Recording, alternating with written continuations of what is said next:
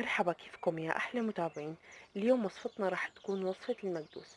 رح نساويه بأسهل وأشهى طريقة، والطريقة ما بدها كتير مجهود، وعملت لكم إياها بطريقة مبسطة وشرح مبسط لتطلع معكم المكدوسة بتشهي وقلبها أبيض ورقيقة مثل ما شايفين. تابعوا الوصفة معي كاملة. قناتي على اليوتيوب اسمها الأم هنية، وبتمنى إذا عجبتكم الوصفة لا تنسوا تحطوا لي لايك وتعليق وتعملوا متابعة على التيك توك وعلى اليوتيوب وعلى الانستغرام. بحبكم كتير ودعمكم كتير كتير بيقويني، وبنزلكم وصفات أحلى وأسهل إن شاء الله.